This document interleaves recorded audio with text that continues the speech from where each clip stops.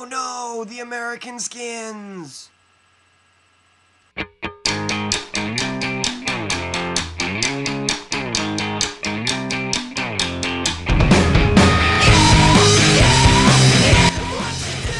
So yeah, I went on a 4-month vlog hiatus to pursue not doing the vlog. After successfully completing my mission, I've come back to make more stuff. The word of the day is sphygmic, which is an adjective meaning of or pertaining to the pulse. We need to talk about the American skins. This show is just so disappointing. I think my favorite part about all this is how much the media and a lot of conservative watchdog groups are freaking out about it and saying that it is too intense for TV when it is completely neutered from the British version.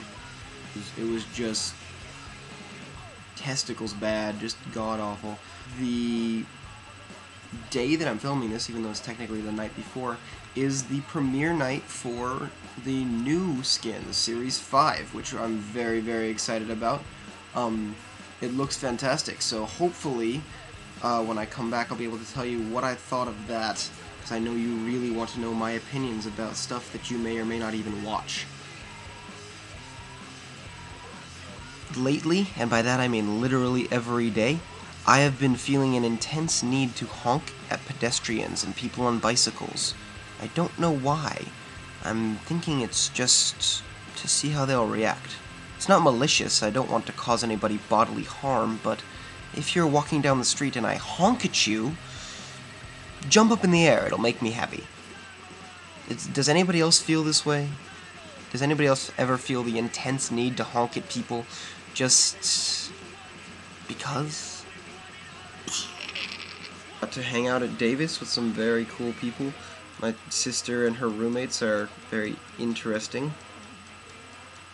Oh yes, very interesting.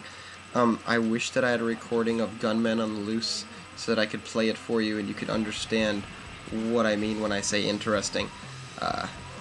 Needless to say, it is an acoustic guitar song written by a friend of a roommate of my sister's, which sounds like the setup for a terrible joke, and you know, it almost is, but I don't have any payoff for it. I don't have any follow-through or punchline. You make up the joke, and the punchline can just be midgets!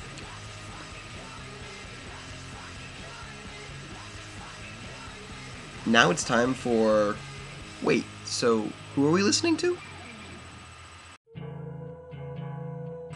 This is the first single by a band consisting largely of people that I know, called Werebear. The song's called Rotting on the Vine, and this is, like I said, a collection of buddies of mine and one of their friends who I've met but don't actually know. And, you know, it's very interesting. It's kind of indie sounding, but not really. They are based mostly out of Fallbrook. You can look them up on Facebook. They're worth looking into. Show them some support. Listen to the song by itself without me talking over it. And I bet you'll dig it. And hopefully they'll be producing some more stuff soon. But yeah, this is Werebear. It was recently announced that Anne Hathaway has been cast as Selina Kyle in the new Dark Knight Rising, which is the new Batman movie by Christopher Nolan. I'm super excited about that.